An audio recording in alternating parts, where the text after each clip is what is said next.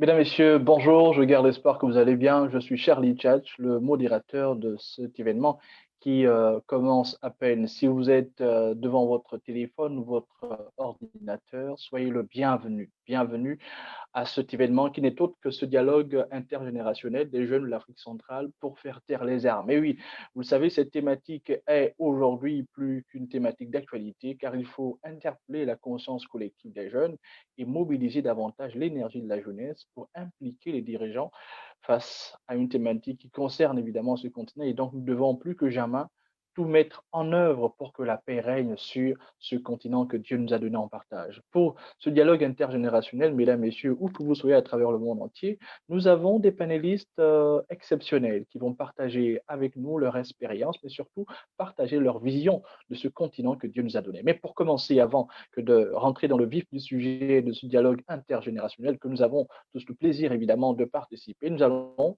tout de même donner la parole à un jeune exceptionnel qui, pour 5 minutes, va faire une performance exceptionnelle, incroyable, au bonheur de tous les participants de ce webinaire. Il s'appelle Maléchek, il nous vient du Congo, il est juste exceptionnel, il est talentueux, nous sommes heureux de vous le présenter. S'il est prêt, place à toi, artiste.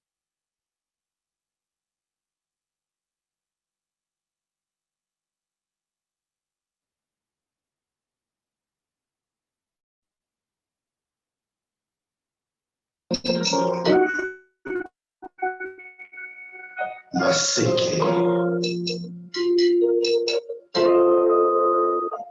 que tu demandes la paix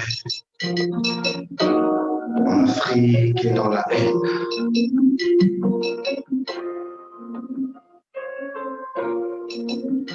Papeta kikona kikona yo, atalisa soni na wamana yo. Ya ya yele, kele ya ya yele, kele ya ya yele, kele ya ya yele. Je te parle d'une femme avec une histoire triste. Une femme qui de toute sa vie a vécu l'injustice. Elle a vu de ses yeux ses enfants devenir esclaves. C'est pour réveiller ta conscience que je te fais ce petit esclave. L'Afrique est devenue aujourd'hui un champ de tir. Pourquoi détruire ce qu'on a eu du mal à construire? Il y a des pleurs dans chaque famille quand un Africain perd une larme. La douleur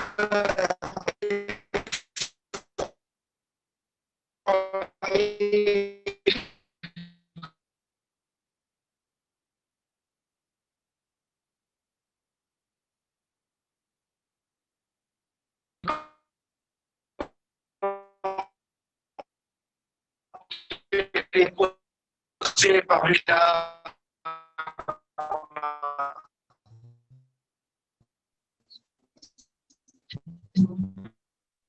L'espoir ne s'envolera pas parce qu'elle n'a jamais pris d'essai.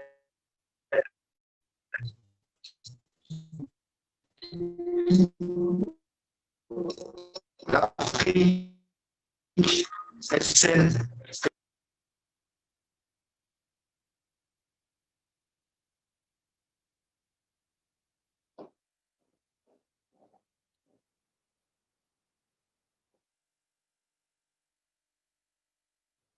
Je pense qu'il va revenir, notre ami Maléchek.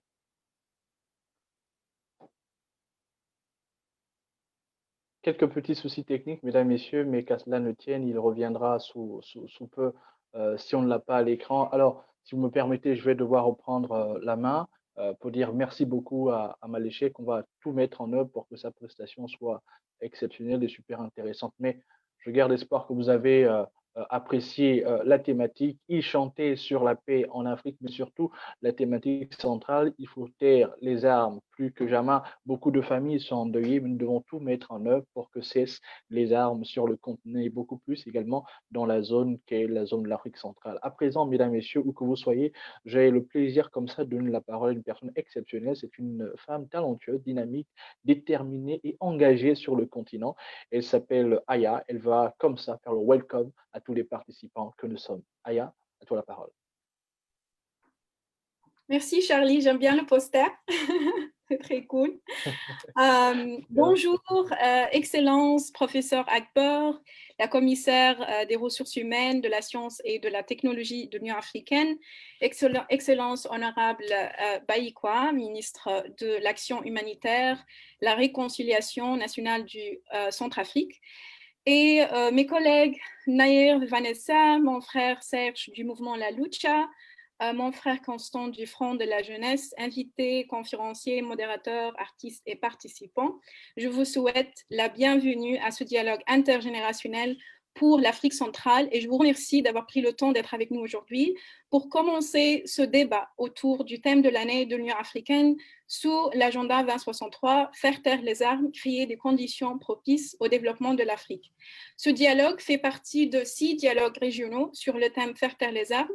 Nous avons organisé le premier la semaine passée pour la région l'Afrique de l'Ouest et ce mardi pour l'Afrique de l'Est. Et on va continuer à organiser le dialogue de l'Afrique du Nord pour le 8 septembre, l'Afrique australe pour le 10 septembre et la diaspora pour le 15 septembre. Ces dialogues font partie d'une série d'engagements de la campagne Les jeunes pour faire taire les armes, lancée par l'Union africaine au mois de juillet, qui vise à mettre les jeunes vraiment au centre du thème de l'année de l'Union africaine. C'est vraiment une opportunité très importante pour les jeunes en Afrique centrale pour contribuer à ce thème et pour élaborer une déclaration régionale qu'on puisse soumettre aux leaders. Je sais qu'il y a probablement une fatigue de tous ces webinaires et de toutes ces concertations et on ne cesse de formuler des recommandations que nous attendons de se voir réaliser, mais nous ne devons pas baisser les bras. Nous devons continuer à influencer les cadres des politiques, continuer notre travail de plaidoyer pour la prévention et la résolution des conflits, surtout en utilisant le cadre continental sur la jeunesse, la paix et la sécurité, qui a été adopté récemment par le Conseil de paix et de sécurité de l'Union africaine. Alors, saisissons cette opportunité et faisons en sorte que nos efforts de plaidoyer soient unis avec une seule voix, parce que plus nous sommes cohérents et unis en tant que jeunes, plus nous allons voir des résultats.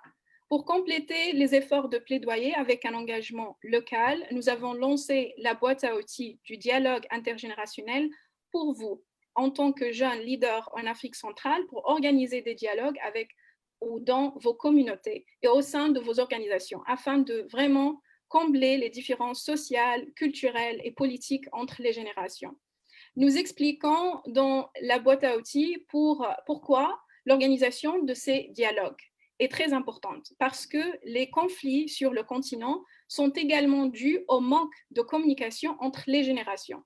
La génération qui a battu pour l'indépendance, la génération qui a bâti la nation africaine et l'actuelle population jeune vivant avec la violence et l'inégalité. Et donc, il y a une crise et un écart intergénérationnel.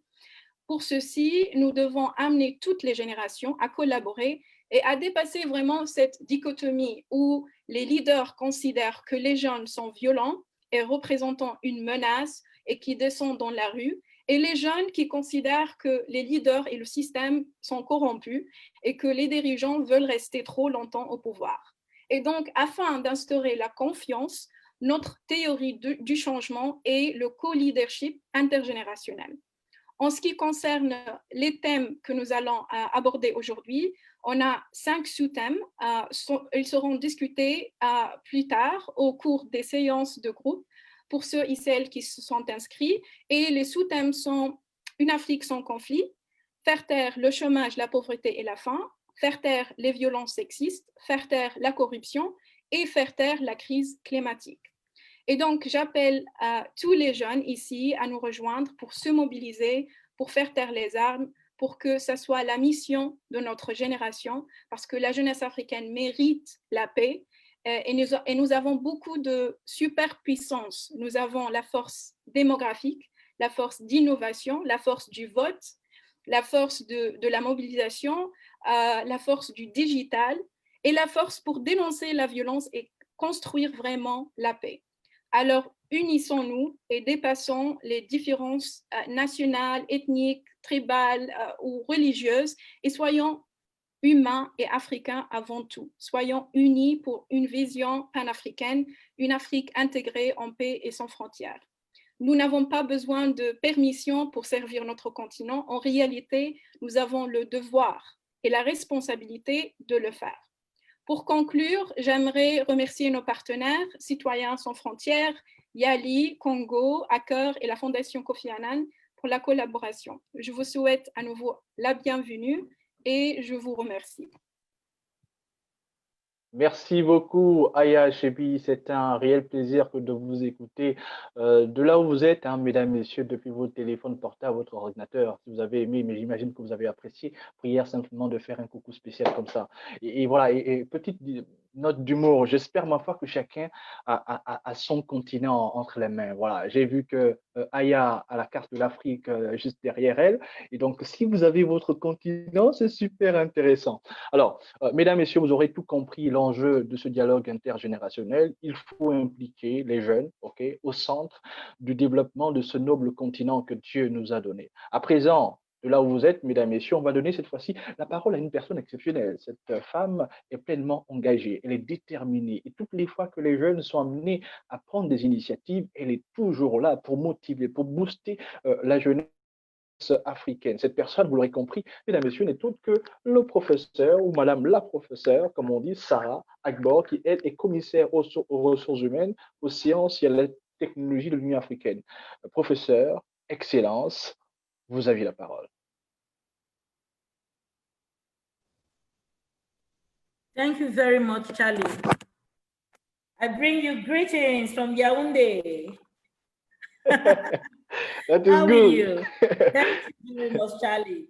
Thank you very much, Aya, the first ever youth envoy for the African Union. You are making history. I love your stripes. I love your energy. And I want to recognize the presence of our honorable minister here, Honorable, I think it's Honorable Virginie Baikop, and all the esteemed participants who are on this program. Thank you very much. And it is my great pleasure to join you on this important day where we rub minds on the Central African youth silencing the guns. Let me begin by conveying to you all fraternal greetings and safe wishes from His Excellency, Dr. Musa Faki Mahamat, the chairperson of the African Union Commission, who is equally preoccupied by the theme of this session. And this because this has a tremendous impact on the development agenda of the continent, our aspirations outlined in our long-term blueprint Agenda 2063, with the vision of an integrated, prosperous, and peaceful Africa driven by its own competent and skilled citizens able to play in the world arena. I wish to express gratitude to the Youth Envoy and the Office of the Youth Envoy and the Peace and Security Department for organizing this intergenerational dialogue. Today, COVID-19 has reminded and reawakened us that there is still much to be done. I seize this opportunity to commiserate with families around the nations of Africa and globally that have lost loved ones, and particularly the youth of Africa amidst the COVID-19 pandemic, and also express our gratitude to the frontline health workers, particularly the youth of Africa, who are at the forefront in different capacities trying to salvage this unprecedented pandemic. Also to the African CDC and all those playing a role in the fight against this crisis.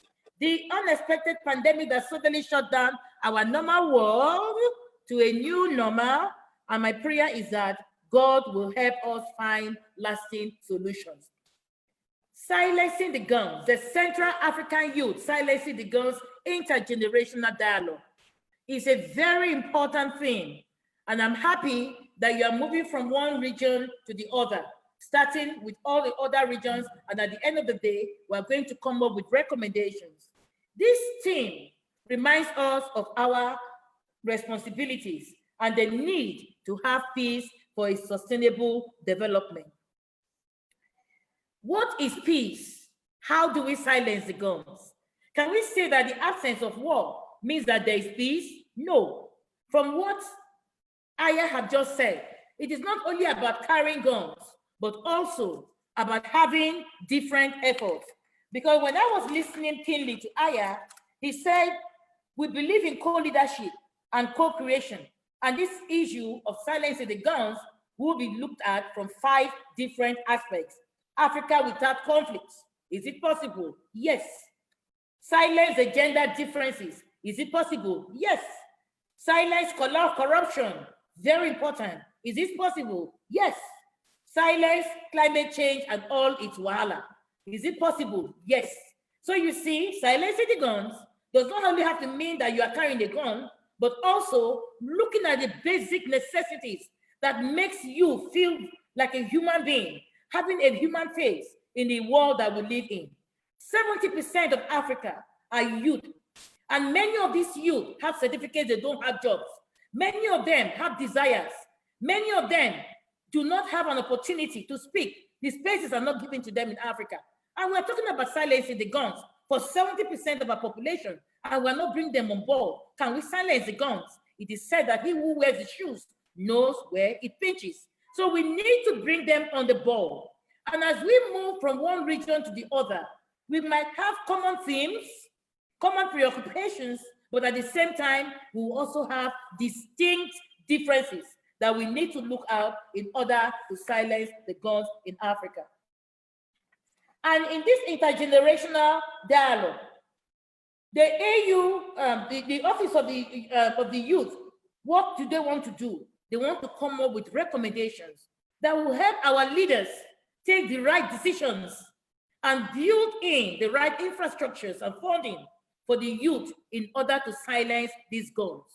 When the stomach is hungry, there's nothing you can tell an hungry man, because it is said a hungry man is an angry man. Where are we going towards what we are doing? Silencing the guns means the end of all wars, whether it is war, all wars, civil conflicts, gender-based violence, etc. And you can see the 5 sub-themes that the AU envoy has put. The African Union calls for redoubling of efforts to silence the guns in Africa, because the theme of 2020 is silencing the guns by 2020. But where are we in silencing the guns? Can we really say that we silence the guns in 2020? I would say, from my own point of view, that there's still a lot of work to do. So indeed, Aya, the youth need to be put at the center stage because of our demographic dividend. And yes, we need to be consistent and persistent. I want to encourage the youth of Africa, don't give up and don't stop pushing for what you know is the right thing to be done for you. Because these platforms will provide platforms for us to take stocks as well as give recommendations through the youth envoy, Ms. Aya Shebi. The strength to deny violence and build peace, overcoming our differences, standing for an Africa without borders is very, very important. And if we do not speak, who will speak for us? If we do not raise our voices, when I use the collective we, I mean you, the youth of Africa, because I'm also a youth. If we do not speak, who will speak for us? If we do not clamor for the right things to be done for us, who will do it? So to achieve the vision of the African Union that we want by 2063, we need to start silencing the guns by providing employment for the youth of Africa, by providing the right kind of infrastructures, by providing funding, mentorship, etc. This is where we have the vision of the chairperson when we spoke about the 1 million by 2021 initiative of the chairperson, where we spoke about 4 key things, which are education, engagement, entrepreneurship, and employment. If we are able to silence the guns by creating necessary jobs and giving competencies and skills as embedded and enshrined in Agenda 2063, the youth of Africa will not be found dying in the Sahara or in the Mediterranean Sea. So to speak of an Africa where the youth is on the center stage is to create jobs for the youth of Africa. To speak of an Africa that we want to see in 2063 is to capacitate the youth of Africa now for the future that we are looking out to. If we want to sleep on our bed and close our eyes, it is for us to make sure that the right things are done and the right mentorship are given to the youth of Africa that form 70% of our population in Africa. The youth has a voice, the youth has strength. So I believe that we need to work together to bridge the gaps. Let's bridge social, cultural, and political differences between generations. And this is the vision of Aya, the youth envoy, in creating this intergenerational dialogue. I believe in it, that gaps can be bridged, but only if there's transparency and accountability. Leadership is a responsibility, and we as leaders and stakeholders of youth mainstreaming should make sure that when we say yes, it is yes, and when we say no, it is no. Let's walk the talk and bring peace to Africa. Silence the guns by creating a conducive environment for the youth of Africa. Silence the guns by giving the right kind of atmosphere to the youth of Africa. Silence the guns by making sure that children are able to go to school, by making sure that when you speak about co-creation, the youth of Africa has a space. I congratulate the countries that have put the youth of Africa as ministers in some of their ministries. The youth have talents. They have a faculty that they listen to. We need to know how to work with them. And we need to make sure that when we say that the youth are our future, it's not in the future, it's now. That future begins today. And let's put whatever it is to help the youth of Africa. When it comes to corruption, let's show good examples as leaders. How can you say you are silencing the gun when you are not, you are a corrupt person? What example are you showing? Because we're supposed to be role models. So we need to make sure that things are happening in the right way. In every country that makes Africa, the 55 member states of Africa, it is our duty, it is our job, and we owe the youth. So today, like the chairperson did say, when we were talking about the 1 million, he said, the youth, take the microphone. What does it mean? Let your voice be heard. Today again, in Silencing the Gun, coming from Central Africa, I said, take the microphone. Let your voice be heard in the nooks and crannies of Africa. Tell us what you want. And they say that when push comes to shove, we have to persist. Don't let anybody make you feel that you are too small to make a change. I'm always saying that if anybody says that you're too small to make a change, then the person has not spent the night with a mosquito. I'm very proud of the youth envoy because my youth envoy can speak 3 languages. I cannot speak three languages fluently. That she can. She has an aptitude. And I believe that if somebody like her can be put in a very bigger position, there will be changes in this country because of the passion and the commitment she has for the youth of Africa. And there are many ayahs out there only waiting to be recognized and be given opportunity. So I speak to our leaders, silence the guns through this intergenerational dialogue by capacitating the youth of Africa, give them posts of responsibilities, let them come into the space of co-creation, and you will see this Africa, my Africa, your Africa, will move to where we want, because whoever does not want to reckon with Africa today, they have a lot to deal with because it's the next force. And I believe in Africa, and I believe in the youth of Africa because I've seen them acting. So thank you very much for this opportunity you've given me. Congratulations, Aya, again. Thank you, Charlie Church. Thank you very much, because as we are speaking, we are silencing the gun because they're ignorance. My people perish because of ignorance, but let them know what we need to do. From Central Africa to Southern Africa, to North Africa, to West Africa, and to East Africa. Let the voice and the clarion call continue. We will not stop speaking. There is nobody that can shut your lips. So don't let your lips shut, because the chairperson says, take the microphone, speak out, and now is the voice. Thank you very much, Charlie Church. I can see your wonderful poster on the wall. I wish I have one like that. I like. It is a good message. It is a good message. Merci beaucoup, professeur. C'est un message inspirant, un message boostant et surtout, je retiens cette belle phrase, nous devons travailler ensemble. Il n'y a pas une Afrique pour les anciens, il n'y a pas une Afrique pour les jeunes, il y a une Afrique pour ce mélange intergénérationnel. Et c'est tout l'enjeu, évidemment, de ce webinaire, de ce dialogue intergénérationnel sur la thématique faire taire les armes. Avant de passer au prochain intervenant, mesdames, messieurs, j'ai envie de vous faire remarquer quelque chose. Faire. Quand on écrit faire, c'est F-A-I-R-E. Taire, c'est T-A-I-R-E. Mais si on enlève le F de faire, on aura R. Si on enlève le T de terre, on aura R. Et alors, la phrase qui se cache à l'intérieur, que je partage avec vous, mesdames, messieurs, ou que vous trouvez à travers le continent, est si nous voulons respirer l'air de la joie, l'air de l'amour, l'air de la paix, l'air du bonheur, l'air du développement, l'air de l'épanouissement, nous devons faire une seule chose, c'est faire taire les armes.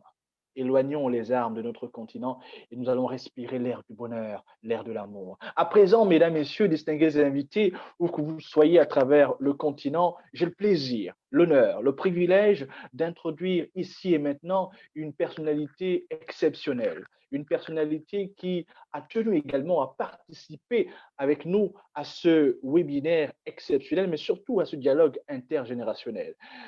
Si la personnalité est prête, on va donner cette fois-ci la parole à son Excellence, Madame la ministre Virginie Baïkoua, qui, elle, va se faire le plaisir de partager avec la jeunesse africaine le message, la vision, le mot que Dieu lui a donné pour la jeunesse africaine que nous sommes, car vous savez tous, nous devons, corps, âme et esprit, être de véritables acteurs du développement de ce continent. Excellence, vous avez la parole.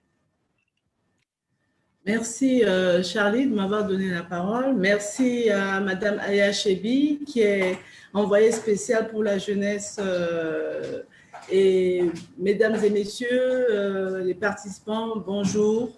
Et c'est pour moi un honneur de participer à ce dialogue intergénérationnel, et surtout que mon pays, la République centrafricaine, fait partie des pays en conflit et que c'est avec joie que je me permets aujourd'hui de partager avec vous notre vision au niveau de la République centrafricaine. Mesdames et messieurs, au cours du 50e anniversaire de l'Organisation de l'Unité africaine, créée en 1963, devenue depuis les années 2000, Union africaine, les dirigeants du continent ont eu la sagesse de fixer comme priorité des 50 prochaines années, c'est-à-dire de 2063, la fin des conflits en Afrique, notre rêve à tous. En 2013, les chefs d'État et de gouvernement du continent se sont engagés à libérer la génération future du fardeau que sont les conflits. Ils ont adopté le projet Faire taire les armes à feu en Afrique dès 2020, comme l'un des projets phares de l'agenda 2063.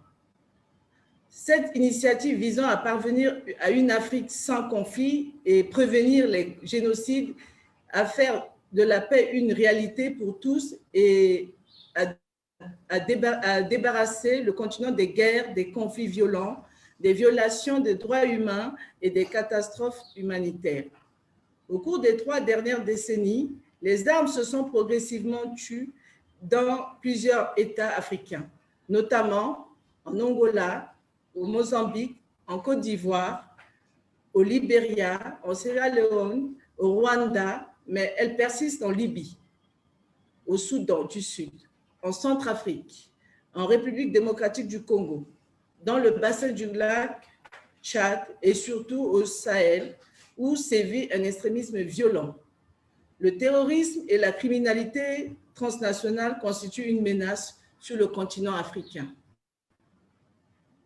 Les civils, y compris les groupes armés, détiennent 4 fois plus d'armes que les structures étatiques qui devraient en avoir le monopole, c'est-à-dire SAS. 40 millions d'armes pour les civils et les groupes armés contre 10 millions pour les structures publiques. Ce chiffre fait froid dans le dos. L'Union africaine a bien raison d'organiser la campagne 2020 pour continuer les efforts afin de faire taire les armes dans les temps qui viennent. Les armes doivent céder. Place à un climat où la paix, et la sécurité règnent afin de permettre à nos États de poursuivre les actions de développement pour tous. La tâche reste considérable lorsqu'on réalise le lien qui existe entre les conflits armés violents et la pauvreté, les injustices de tout genre, les inégalités, le chômage, les changements climatiques, les flux financiers illégaux et la corruption. La République centrafricaine, mon pays, se trouve au sein de la région de l'Afrique centrale. Aucun des 11 pays de notre espace n'a été épargné des crises armées ouvertes ou larvées au cours de ces dernières décennies. La République centrafricaine a connu des crises répétitives ces dernières décennies, mais la plus grave de toutes ces crises date de 2012. En 2015, nous avons organisé le Forum national de Bangui où toutes les forces vives du pays ont indiqué les voies à suivre afin de parvenir à une paix durable et la réconciliation nationale, en s'accordant à éradiquer définitivement l'impunité des crimes dans le pays. Toujours dans l'esprit de rechercher la paix par le dialogue et non la confrontation armée. Le gouvernement centrafricain a pris l'initiative, avec l'appui de la communauté internationale, de dialoguer directement avec les groupes armés, ce qui a permis de signer le 6 février 2019 l'accord politique de paix et pour la réconciliation nationale. Cet accord matérialise le principe du dialogue en Centrafrique comme mode de règlement de conflits armés, ainsi que la volonté de parvenir à la fin de la violence en passant par un programme de désarmement, démobilisation, réinsertion et rapatriement. Voie par laquelle les groupes armés qui remplissent les conditions intègrent les forces de défense et de sécurité du pays, les autres rejoignant la vie civile avec des mesures d'accompagnement adéquates. La RCA, pays en situation post-conflit, reste confrontée à un certain niveau de violence par le refus des groupes armés à respecter les engagements pris lors de la signature de l'accord politique de paix et pour la réconciliation de février 2019. Certains groupes armés poursuivent leur activité violente, recrutent des mercenaires et des nouveaux éléments au sein de la population appauvrie par leur action criminelle et de terreur, étendent leurs zones de prédation et d'influence. À observer de près la situation qui prévaut sur l'ensemble du continent africain, aucune des régions ou espaces économiques communautaires n'est véritablement épargnée. Des conflits qui finissent bien souvent à dégénérer en conflits armés internes. Les jeunes du continent africain sont particulièrement vulnérables. Frappés par le chômage, ils sont la proie la plus facile et la plus ciblée des groupes armés et autres terroristes. Ceux qui décrochent de leur cursus scolaire sont particulièrement visés. Les crises dans divers États ont des ramifications dans les pays limitrophes dont les acteurs bien souvent se partagent les mêmes intérêts. Une solidarité plus accrue doit être pensée par notre organisation continentale afin de réfléchir davantage sur les groupes armés, leur motivation, leur mode opératoire et leur appui financier et logistique. Seule une action concertée au niveau des États et des communautés régionales est de nature à créer une dynamique locale et globale en faveur de la paix et de la sécurité, condition indispensable pour tout développement. Pour terminer, mon pays, la République centrafricaine, est disposé à poursuivre sa contribution à l'œuvre commune des États de l'Afrique centrale dans un élan de solidarité afin de parvenir à faire taire définitivement les armes, créant ainsi les conditions d'un meilleur devenir pour notre jeunesse et notre continent. Je vous remercie pour votre aimable attention. Merci beaucoup, Excellence, Madame la Ministre Virginie Baïkwa. Je le rappelle et je tiens à le préciser, Madame la Ministre est ministre de l'Action humanitaire et de la réconciliation nationale en Centrafrique, un pays beaucoup, qui est voisin au Gabon, et on a beaucoup d'amour pour la RCA. Vous l'aurez compris, mesdames, messieurs, c'était le mot de son excellence. Et je permets, si Ayam le permet, de taquiner un peu. Hein. Vous regardez, dans ce dialogue intergénérationnel, on a la voix des femmes. Voilà.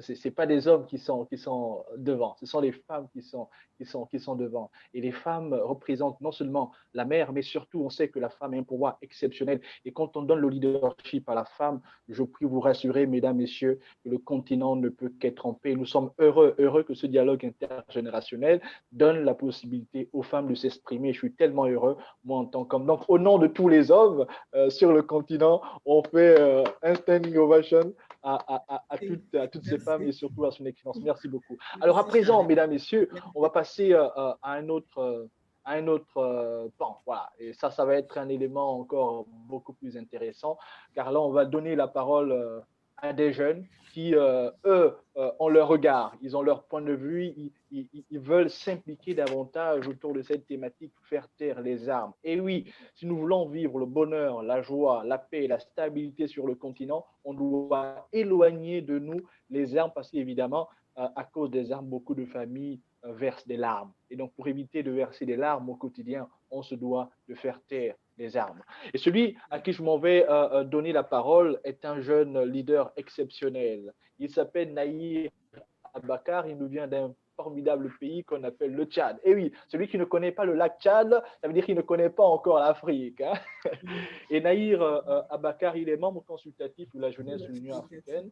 Et à côté de Nahir, on a également une autre femme exceptionnelle, une jeune leader qui, elle, s'appelle Vanessa Metou. Mais on va commencer avec Nahir. Alors, monsieur Nahir, pour ouvrir le débat, j'ai une question comme ça à vous poser, et je pense que tous les participants en mériteraient évidemment d'avoir votre point de vue là-dessus.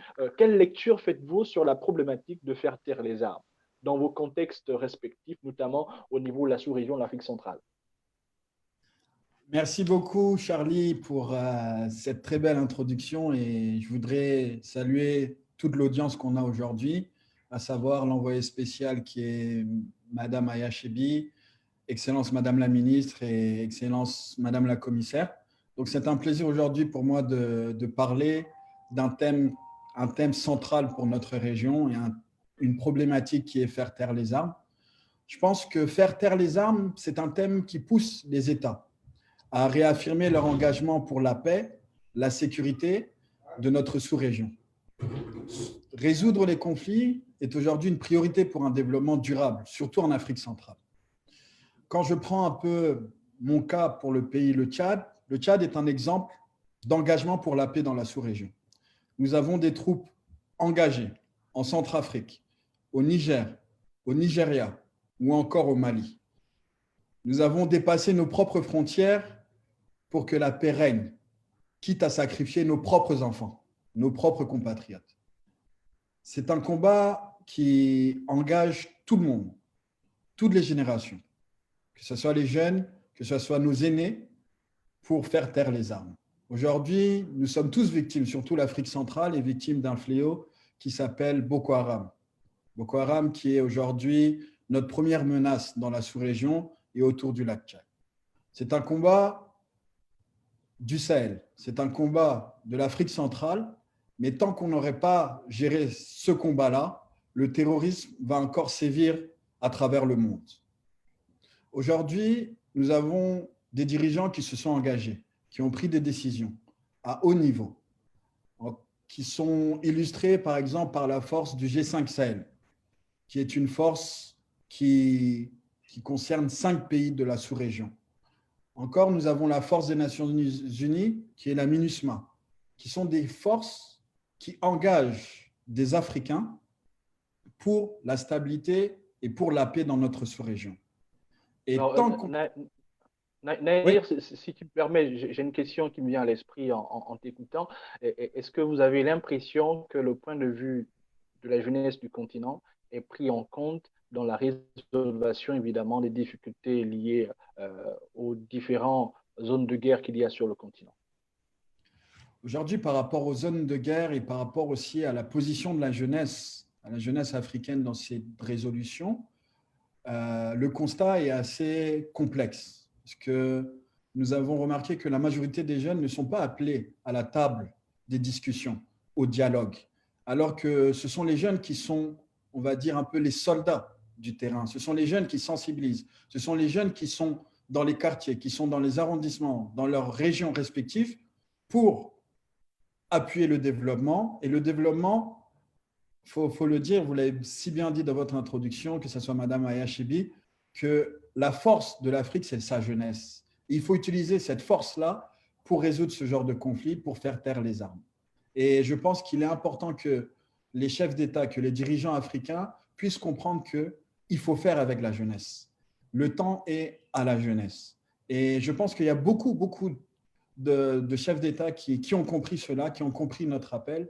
Et il faut savoir, il faut le dire, qu'il y a aujourd'hui beaucoup de jeunes au sein même des gouvernements, à des postes très élevés, pour vous dire que je pense que notre appel, il a été entendu, mais il faut le surpasser. Il faut lui donner encore plus d'écho pour que les jeunes soient acteurs de leur environnement et qu'on puisse en tout cas faire taire les armes. Ok, merci beaucoup, Monsieur Nahir Abakar, qui lui intervient depuis son formidable pays, le Tchad, que nous aimons tous et que nous saluons par la grâce de Dieu. À présent, on va donner cette fois-ci la parole à une femme également audacieuse, téméraire et pleinement engagée dans son pays et même au-delà. Elle s'appelle Madame Vanessa Metou. Elle est membre du Conseil consultatif de la jeunesse. Elle nous vient tout droit d'un formidable pays qu'on aime bien, le Congo-Brazzaville, juste à côté du Gabon et du Tchad et même du Cameroun. Alors, on vous pose la même question, madame. Faire taire les âmes, qu'est-ce que ça représente pour vous? Quelle lecture que vous faites, non pas en tant qu'homme, mais en tant que femme, quand on sait qu'aujourd'hui, le monde est résolument engagé dans une dynamique qui est de donner le leadership à la femme. Pour vous, qu'est-ce que cette thématique représente? Alors, bonjour Charlie, merci. Je fais un coucou à mon collègue Nahir, à l'envoyé, et je salue les brillantes interventions du professeur Sarah qui nous a dit de prendre le micro, ainsi que de son excellence Virginie. Alors, en ce qui me concerne, faire taire les âmes avec les femmes, je veux dire que dans l'aspiration, enfin, l'aspiration 6 de l'agenda 2063, il est bien clair que dans la vision de l'Afrique que nous voulons, cette construction de faire taire les armes ne se fera pas sans les jeunes et sans les femmes. C'est là toute la place qu'il y a et tous les efforts qui sont déployés avec l'envoyé de la femme, son excellence Binita Diop, qui justement s'investit également pour faire intégrer la dimension de faire taire les armes. Et je vais dire qu'en tant que jeune femme, en tant que jeune, la volonté politique, du moins dans la vision continentale, y est, de faire taire les armes. Et on va dire on est en 2020, c'est vrai que c'est le thème de l'année, et on va dire qu'on a encore on note la présence des conflits permanents sur le continent, mais c'est pour nous l'occasion d'amplifier notre voix justement pour intégrer plus de jeunes à la fois dans la prévention des conflits, justement, que dans la résolution, que dans des opérations de déploiement de maintien de la paix. Et c'est aussi susciter au sein de la jeunesse cette culture de la paix pour être portée vers la démocratie et un engagement pacifique. Alors, moi, j'ai une autre question pour vous, madame. On sait très bien que lors des conflits armés dans nos différents pays, les femmes sont souvent très touchées avec tout ce qu'on connaît, les viols et autres. Et vous, en tant que femme, quelle est la réflexion que vous avez eu à mener dans ce cadre-là pour que davantage les femmes soient protégées, sécurisées? Comme on dit en conflit armé, on n'entre pas dans les églises, on n'entre pas dans les écoles, on n'entre pas dans les hôpitaux. Est-ce que vous avez mené une réflexion dans ce sens?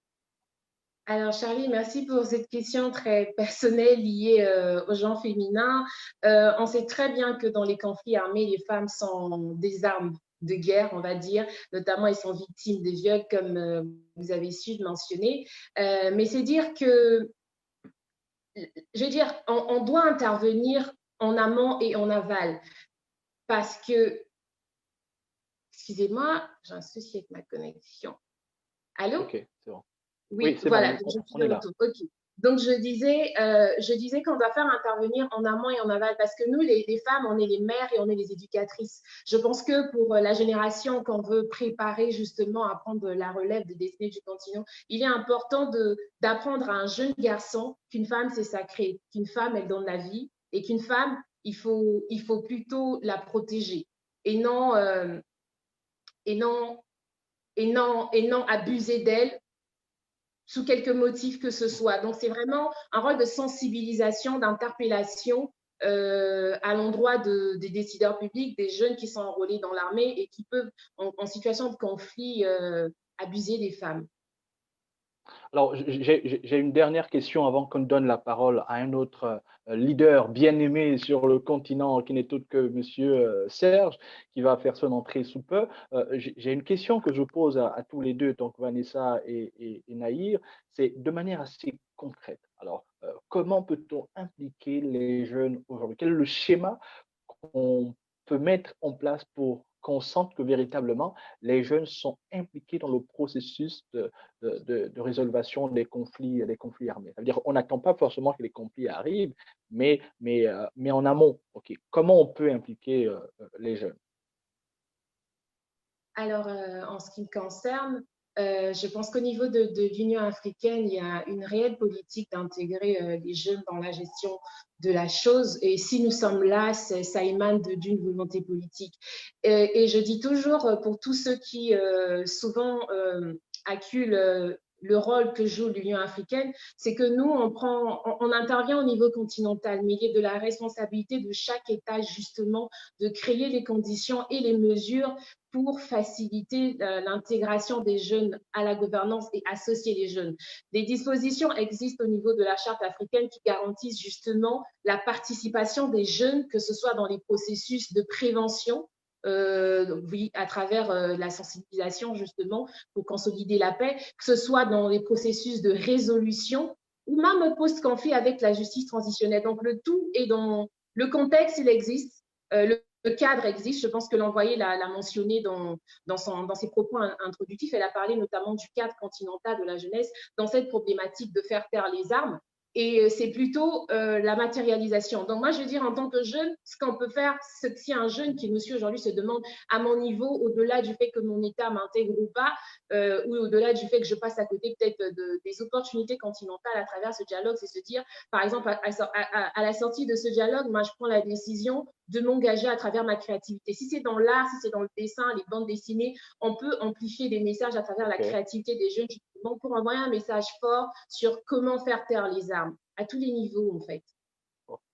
Ok, merci beaucoup. Alors, Monsieur Nahir Abakar, je sais qu'au niveau du Tchad, vous menez pas mal d'actions, des actions où j'ai eu le bonheur également de participer, mais est-ce que vous sentez que c'est bon, c'est peu, il faut faire plus, et s'il faut faire plus, que faut-il faire? Est-ce que le jeune qui, lui, se trouve à N'Djamena, dans cette belle capitale, a le même niveau d'impact que vous qui êtes au sommet de la pyramide? Comment ça se passe? Merci beaucoup, Charlie, pour la question.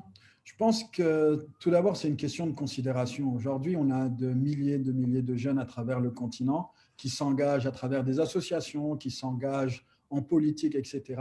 Et je pense qu'il est temps de donner cette considération-là que mérite la jeunesse. Et sans cette considération-là, je pense que beaucoup d'entre nous, beaucoup de jeunes vont s'essouffler et vont être déçus. Donc, j'appelle en tout cas les gouvernements, j'appelle les décideurs en tout cas, de donner cette lettre de noblesse à la jeunesse. Et nous, en tant que jeunes, on doit aussi être responsables et savoir quel est notre rôle dans la société. Ok. Je pense que Monsieur Nahir, voilà. Ouais. Tu m'entends? Oui, non, je vous entends. Continuez. Okay. Donc, je pense qu'à travers l'engagement des jeunes, on peut revendiquer ces places-là que nous méritons et qui veut que nous soyons au cœur même des décisions. Et j'appelle, en tout cas, j'appelle par rapport à cette thématique-là, j'appelle les jeunes à s'engager. Aujourd'hui, notre position, on la doit à personne. C'est à nous de la revendiquer. Donc, en tant que jeunes, on doit revendiquer nos droits, revendiquer nos devoirs, et c'est par l'engagement. Quand un gouvernement, quand un décideur voit que les jeunes s'engagent et que les jeunes sont dynamiques, je pense que c'est légitime d'avoir cette place. Et j'appelle en tout cas les jeunes à s'engager. Et je profite de l'occasion de féliciter toutes ces associations-là qui ont montré leur engagement pendant cette période de Covid-19, que ce soit au Tchad, que ce soit dans tous les pays. On a vu qu'au front de la sensibilisation à la lutte contre le Covid-19, ce sont les associations des jeunes qui ont sensibilisé, qui ont fait des actions locales, que ce soit faire des masques, que ce soit confectionner de l'alcool, etc. Et ce sont des choses à féliciter et à promouvoir. C'est dans des problèmes comme ça qu'on voit les solutions. Et les solutions, quand elles sont apportées par les jeunes, elles ne peuvent qu'être applaudies. Super. Merci beaucoup, Monsieur Nahir Abakar, à toutes les personnes qui sont actuellement connectées. Bienvenue. Et si vous arrivez à peine, si vous êtes là depuis, merci beaucoup encore. On espère, ma foi, que ces différentes interventions vous plaisent. À présent, mesdames, messieurs, on va donner la parole cette fois-ci à un monsieur exceptionnel qui lui fait un travail aussi incroyable du côté de la RDC. Si la technique est prête pour qu'on lui cède la parole, car il a une expérience à nous partager. Oui, la RDC, la République démocratique du Congo, ce formidable pays que nous aimons tous. Et donc là, on a au bout du fil Serge qui, lui, est membre de la Lucha. Alors, on a une question à lui poser. Je ne sais pas s'il est déjà là au niveau de la technique, si tout peut être fait pour qu'il soit là. Mais toujours est-il, dans un laps de temps, mesdames, messieurs, vous aurez toutes les informations. Si vous avez des questions, des interrogations, n'hésitez pas un seul instant. Nous serons toujours avec nos différents panélistes. Je ne sais pas. Ça va, vous me voyez là-bas, c'est bon? Non? Oui, je suis là. Okay. Je pense avoir un souci. OK. Voilà, super. Merci beaucoup. Je suis tellement content de vous savoir présent. Alors, la question que je m'en vais poser, Monsieur Serge, elle est toute simple. Hein.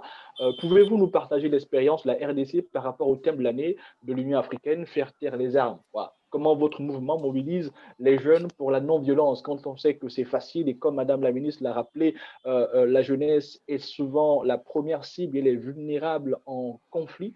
Et comment vous faites pour amener ces jeunes à prêcher la non-violence comme pouvait le faire Gandhi? Merci beaucoup pour cette question. En fait, au-delà du fait que la jeunesse est la première victime, n'est-ce pas, de ces atrocités, des armes qui s'expriment, mais la jeunesse, elle est aussi les premiers acteurs. Et donc, on sait que dans les groupes armés, ce sont les jeunes qui sont les plus ralliés, ce sont ceux-là qui facilement peuvent aller intégrer les groupes armés. Et quand on parle de faire taire les armes, je vous assure, dans notre pays, c'est quelque chose, c'est une phrase qui, en tout cas, personne ne peut la comprendre parce que jusqu'à aujourd'hui, les armes continuent à s'exprimer dans la région de l'Est de notre pays, hein, notamment à Beni. On égorge chaque jour. Hein, donc, ce n'est pas que les armes... Hein, faire taire les armes, c'est une phrase qui est considérée comme un vœu de nous, la génération qui n'a pas connu la paix. Hein. On prononce le mot paix sans avoir jamais expérimenté cet état de choses. Mais je vais juste vous dire ce qui empêche que les armes puissent être tues dans notre pays, certains des éléments, parce que la ministre et les autres intervenants ont quand même décrit un peu les tableaux, de montrer comment la jeunesse elle est vulnérable. Mais nous, en fait, dans le cadre de la Lucha, que nous avons commencé en 2012, nous créons un mouvement citoyen pour demander plus de redevabilité. Nous avons des désidératants, nous avons des demandes à formuler auprès des autorités, ce qui n'est pas une nouvelle chose parce que la lutte au Congo et en Afrique, elle a commencé depuis longtemps. Seulement, ce qui est différent pour nous, c'est que notre approche, c'est la non-violence. Nous nous disons que ça fait longtemps que les revendications violentes se sont exprimées. Osons avec la non-violence. Et donc, nous commençons avec des marches, donc des manifestations, pétitions, toutes ces actions non violentes qu'on apprend en civisme. Mais c'est quelque chose d'inédit parce que il n'y a presque pas des gens qui l'ont déjà fait. Mais le problème, c'est quoi? Le problème, c'est... Est-ce que vous sentez que vous êtes compris? Exactement. Nous, on sent aujourd'hui, 8 ans après, que petit à petit, les gens sont en train de nous comprendre. Mais le frein qui est là, c'est lequel? C'est la répression qui vient après. Hein? Je ne peux pas vous citer le nombre de fois qu'un militant lambda a déjà passé dans la prison. Donc, il y a des gens, moi personnellement, j'ai fait 6 mois de prison quand j'étais médecin stagiaire. J'ai été chassé de l'université. J'ai dû faire 3 ans avant d'être repris. Et ça, c'est un des exemples les plus faciles. Il y a ceux qui ont fait 2 ans à prison, etc. Mais en prison où j'étais, j'ai eu à voir des prisonniers qui étaient dans des groupes armés qui se sont raillés de moi, qui se sont raillés de nous en disant « Mais comment vous, des intellectuels, vous ne comprenez pas le Congo? Au Congo, si vous avez une revendication, prenez les armes. » Et donc, chaque fois que ceux qui veulent s'exprimer dans la non-violence sont arrêtés, sont diabolisés, nos autorités, sans les savoir, ils sont en train de donner peut-être raison à ceux-là qui militent, qui luttent dans la violence. Et donc, faire taire les armes aujourd'hui, c'est seulement, même jusqu'à aujourd'hui, on continue à arrêter les militants, mais chaque fois, nous vous rappelons à ces autorités-là que vous avez tout intérêt à faire en sorte que ceux qui essaient de montrer la pédagogie d'une revendication sans armes, s'ils sont laissés, si on leur accorde cette occasion de revendiquer sans les réprimer, cela pourra peut-être encourager les autres, là, les jeunes qui sont dans la forêt à baisser les armes. Un exemple, c'est que nous avons dans une région qu'on appelle Rutshuru, où il y a beaucoup de groupes armés. Nous avons commencé une section de la lucha et plus de 400 jeunes sont venus. Évidemment, nous savons qu'il y a aussi ceux-là qui avaient pris les armes avant, mais qui, de plus en plus, parce que du point de vue quand même de l'Afrique et du niveau international, nous avons un certain aura, et même au niveau national, à part du côté des autorités. Donc, ces gens-là pensent que peut-être que si nous adhérons à la lucha, on va nous comprendre. Il y a eu un problème important du parc. Nous les avons sensibilisés. Ils ont accepté. 300 sont entrés dans la rue, mais on a arrêté un d'entre eux, les leaders, qui a fait 4 mois à prison. Et certains d'entre eux ont commencé à suggérer que nous puissions prendre les armes. Tu vois, déjà, ça, c'est des choses qui découragent en fait ces élans. Et une deuxième chose, en finissant, pour moi, c'est de dire que nous, la jeunesse, comme on l'a dit au début, nous sommes les premiers acteurs, mais aussi les premières victimes dans les conflits armés. Et au-delà de tous les mécanismes que le gouvernement met en place pour essayer de démobiliser les jeunes, il y a quand même intérêt aujourd'hui à penser ce qu'on appelle une démobilisation communautaire, c'est-à-dire permettre en ce que nous, les pères jeunes, nous puissions aller auprès de nos amis pour essayer de leur parler, comme l'exemple de Rutshuru. Mais après ça, il faut que le gouvernement puisse mettre des moyens conséquents.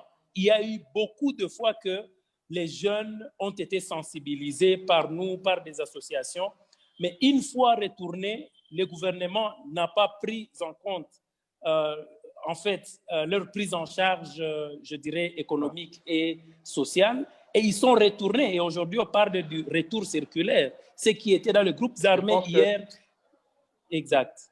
Merci. Madame la ministre l'a précisé tout à l'heure, la vulnérabilité de la jeunesse qui, elle, fait face au chômage. Et généralement, c'est l'un des motifs sur lequel certains groupes armés s'arrêtent sur ça pour attirer davantage les jeunes. Alors, avant qu'on donne la possibilité à tous les participants de poser leurs questions en levant certainement la main, je pense que la technique va voir. Vous pouvez adresser vos questions à nos panélistes, à Madame professeur Akbor, à son Excellence Madame la Ministre. Si vous avez des interrogations, elles vont tout faire pour répondre. Mais j'ai une toute dernière question pour vous, Monsieur Serge. Au niveau de la lucha, comment faites-vous pour garantir à ces jeunes qui doivent prêcher la non-violence, l'emploi, parce que c'est ça dont ils ont besoin. Ils ont besoin d'être rémunérés, d'avoir un boulot, d'aller à l'école. Comment faites-vous?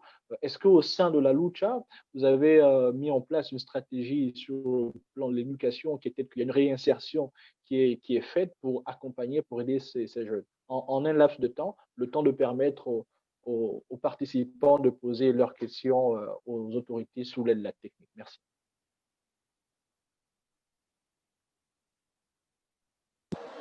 Très bien, merci. En fait, pour ce qui est de la question de l'employabilité de la jeunesse, il faut dire que de plus en plus, nous sommes en train d'encourager les jeunes militants à pouvoir se lancer dans l'entrepreneuriat. Aujourd'hui, avec l'agro.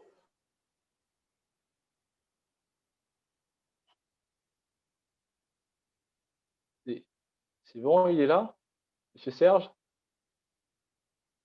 Ok, je pense Serge a certainement un petit problème, mais qu'à cela ne tienne, si vous êtes là, mesdames, messieurs, soyez le bienvenu, car vous le savez, nous sommes là dans le cadre du dialogue intergénérationnel des jeunes de l'Afrique centrale pour faire taire les armes. Nous avons pas mal de foyers de conflits sur le continent mais également en Afrique centrale. On a parlé du cas de la RCA, on a parlé du cas de la République démocratique du Congo. Il y a d'autres foyers de tension également. On a parlé du leadership du Tchad qui, au-delà de ses frontières, ne cesse d'apporter son soutien à d'autres pays amis, et c'est tout ce dont on a besoin également sur le continent. Mais on a également insisté sur le fait que la jeunesse africaine doit se mobiliser pour faire taire les armes. Et comme l'a précisé le professeur, il faut prendre le micro et parler, prendre le micro et prêcher la non-violence, prêcher la paix. Donc, si vous avez des interrogations, des questions adressées aux autorités, je suis disposé, sous l'aide de la production, à prendre vos avis. On fait dire qu'il nous reste juste un peu de temps, maxi 15 minutes. Donc, on va aller au pas de course pour essayer de recueillir vos interventions. Voilà. C'est un échange entre vous et nous. Hein.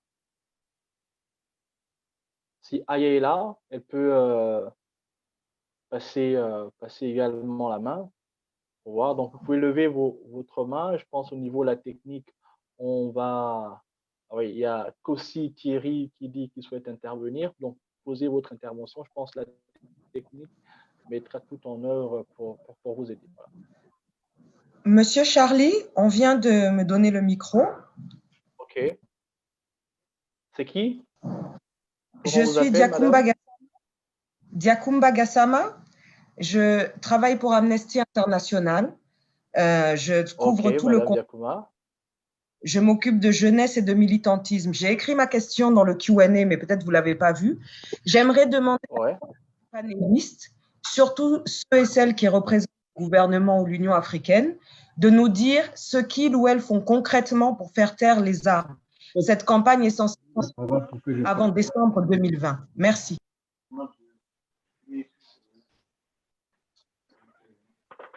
Excusez-moi, il faut que je pose. Madame, vous venez de quel pays? Du Sénégal?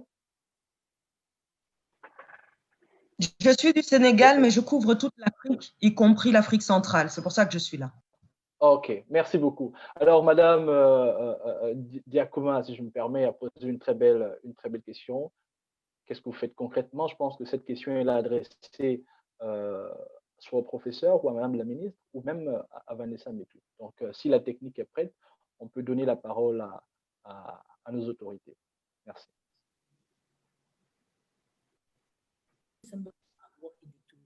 The team just said, why don't you bring Eric Tambo? I was praying for about it, and your name came up. It was your name that... OK. Donc, professeur,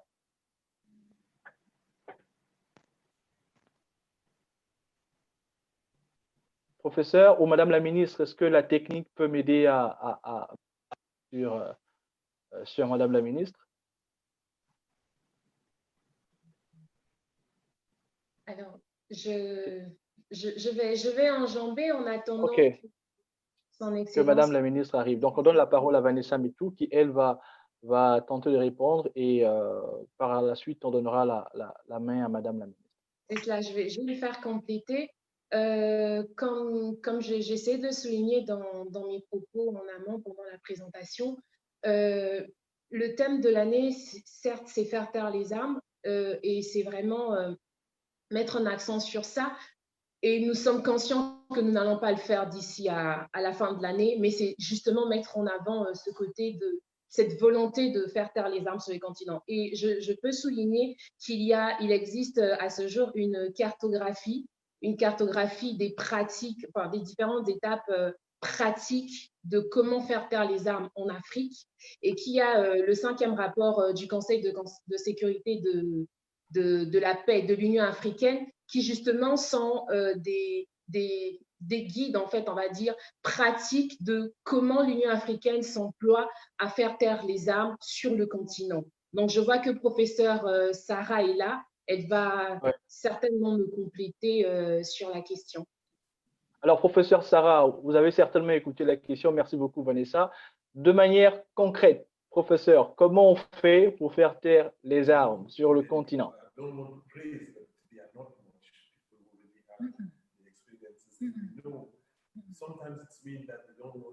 Professeur, c'est vous avez la parole.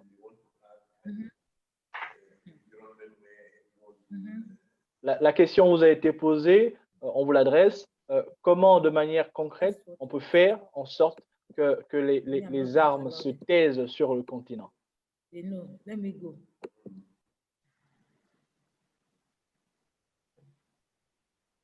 pense que le micro du professeur a un souci, le temps qu'elle... On a du mal à avoir... Oui, là, c'est bon. OK.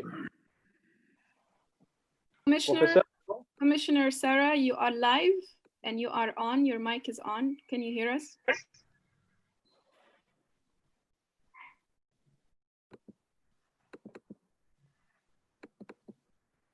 C'est bon, professeur Sarah?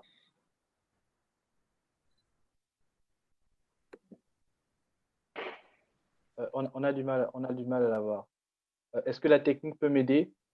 Donc, voilà. Donc, Madame Vanessa disait il y a un guide, mais j'ai une question. Est-ce que vous avez l'impression que tout le monde a ce guide? Parce que bon, on n'a pas ce guide. Voilà.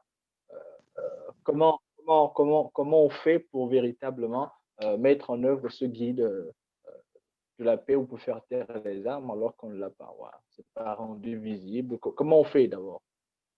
Je vais dire que toutes les informations relatives au travail que fait le Conseil de sécurité de la paix de l'Union africaine et toutes les conclusions des hauts sommets et autres sur les décisions de l'agenda, il y a une feuille de route.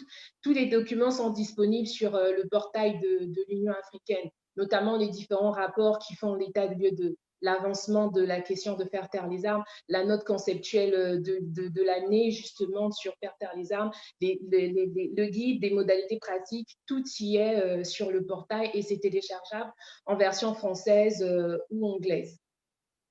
Mais est-ce que vous avez l'impression, quand on sait que le taux de connectivité sur le continent est assez faible et que les armées ne restent pas nécessairement sur Internet, pour que ce combat-là soit beaucoup plus palpable? Parce que là, j'ai comme l'impression qu'on doit aller sur Internet, télécharger. Est-ce que le jeune qui s'apprête à rejoindre un groupe armé, il a besoin de tout ce process-là? Comment on fait si on veut l'empêcher de rejoindre un groupe armé? Voilà. Quel est le message qu'on doit donner à un jeune pour amener ce dernier à se dire il n'a pas le droit de retrouver un groupe armé. Il a l'obligation de se battre pour son pays, en prêchant la paix. Comment on fait? Alors, moi, je vais dire qu'on est la génération la plus connectée. C'est vrai qu'il y a la question de connectivité qui pose un problème, mais je pense qu'on est la génération la plus connectée. Je pense que le message à envoyer aux jeunes également, c'est de revenir au-delà des réseaux sociaux, pour ceux qui ont réellement un fardeau d'engagement, de revenir sur l'essentiel, notamment les problématiques qui sont les leurs par rapport à ça. Et il y a, ce n'est pas que, c'est vrai qu'on a lancé ces dialogues intergénérationnels se faire taire les armes, mais avant ça, il y a eu toute une série, et il y a toujours, c'est peut-être qu'en ce moment, avec la Covid, on est plus online qu'en présentiel, mais même l'année dernière, nous avons eu un haut sommet, on va dire ça comme ça, high level, de discussion sur justement faire taire les armes en amont et la radicalisation, comment prévenir les jeunes. Et à cette activité, on prit part de beaucoup de mouvements d'associations de jeunesse parce que nous nous assurons de la représentativité des jeunes qui, comme on l'a dit, eux, à travers leur père, relaient les infos et sensibilisent davantage. Donc, ce sont les jeunes qui sensibilisent les jeunes, mais les conditions où ils sont et les communications, elles sont faites en ce sens pour prévenir de la radicalisation, des violences. Et voilà, je vais me faire compléter par mon collègue Nahir qui est là. Je pense qu'il voulait également s'exprimer. Ok, Nahir, avant que vous ne puissiez intervenir, j'ai une dernière précision.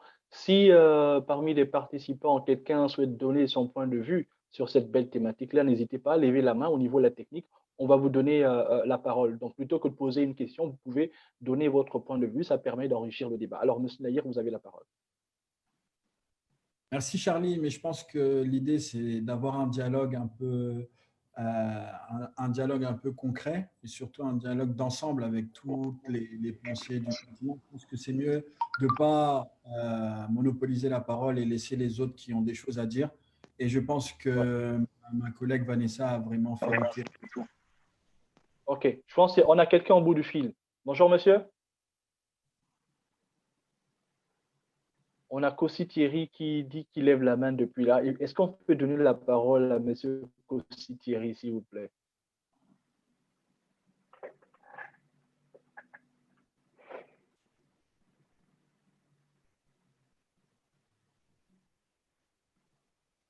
Est-ce qu'on peut donner la parole à quelqu'un? J'ai lu un commentaire à quelqu'un qui a dit on ne peut pas demander aux jeunes de faire taire les armes quand ils n'ont aucune expérience dessus. Dans quel pays?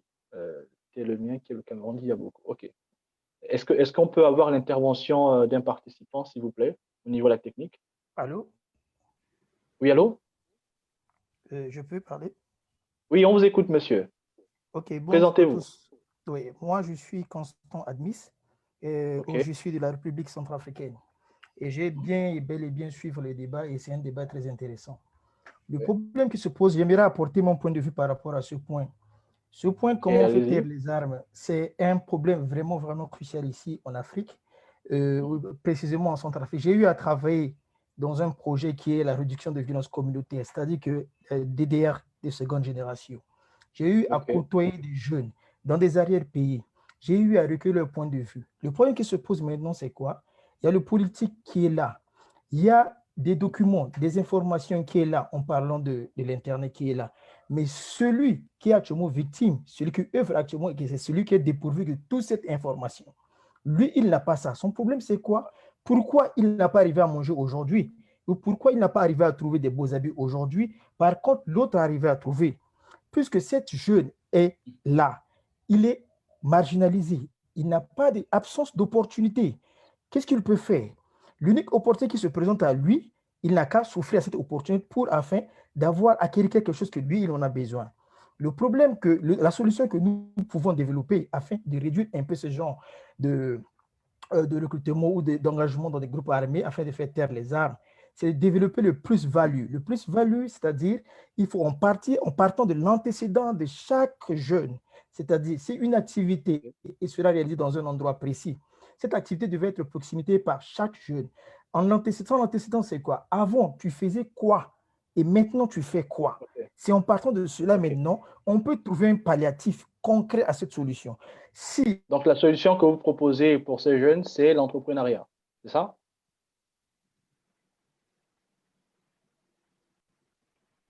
Allô? Allô? Vous m'entendez? Oui, monsieur Constant. Oui, je vous entends. OK. C'est-à-dire que pour aller vite, afin de donner la parole à une autre personne, la solution que vous préconisez, c'est qu'il faut créer des conditions pour permettre à ces jeunes d'avoir un emploi et de subvenir à leurs besoins. C'est cela. OK. Être autonome. Être autonome. Donc, OK.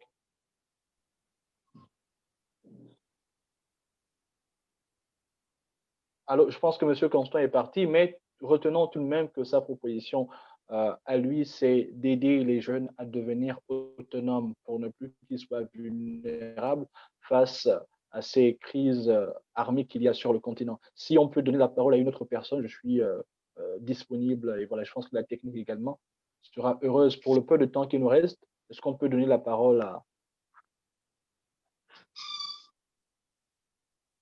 Alors, Mahir, en attendant… On va terminer avec 2 dernières interventions.